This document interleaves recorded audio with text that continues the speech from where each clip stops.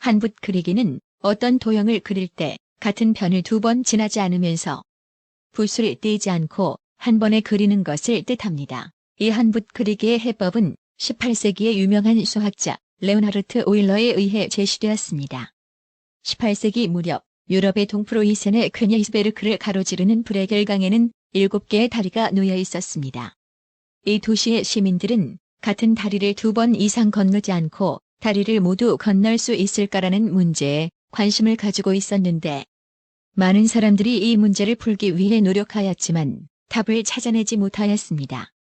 그런데 수학자 오일러는 이 문제를 그래프로 바꿔 생각하여 육지를 점으로 다리와 길은 선으로 표시하였습니다. 같은 다리를 두 번 이상 건너지 않고 다리를 모두 건너는 이 문제는 결국 같은 편을 두 번 지나지 않으면서 붓을 떼지 않고 한 번에 그리는 한 붓 그리기 문제가 되는 것이었습니다. 선분이 만나는 개수가 홀수이면 홀수점, 짝수이면 짝수점이라고 하는데 오일러는 도형이 홀수점 없이 모두 짝수점으로만 되어 있거나 홀수점이 2개일 때만 한 붓 그리기가 가능하다는 한 붓 그리기 해법을 제시하였습니다.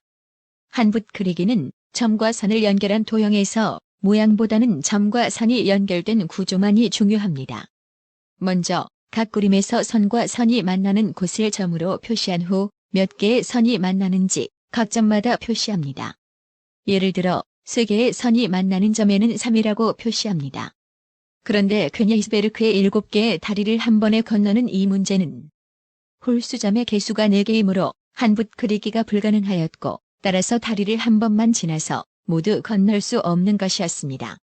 그리고 짝수점만으로 된 도형은 어떤 점에서 출발해도 다시 출발점으로 돌아오는 한 붓 그리기가 가능하지만 홀수점이 2개인 도형은 한쪽 홀수점에서 출발하여 나머지 홀수점에서 끝나는 한 붓 그리기는 가능하지만 홀수점 이외의 지점에서 출발하면 한 붓 그리기는 불가능하게 됩니다. 오일러가 이 문제를 푼 뒤 150년이 지난 1875년에 육지를 연결하는 다리를 하나 더 건설함으로써 한 붓 그리기가 가능하게 되어 같은 다리를 두 번 이상 건너지 않고 다리를 모두 건널 수 있게 되었습니다. 다음 중 한 붓 그리기가 가능한 도형은 어느 것일까요? 각 그림에서 선과 선이 만나는 곳을 점으로 표시한 후 몇 개의 선이 만나는지 각 점마다 표시합니다. 이렇게 하면 도형 A는 홀수점이 4개이고 B와 D는 2개이며 C는 홀수점이 없습니다.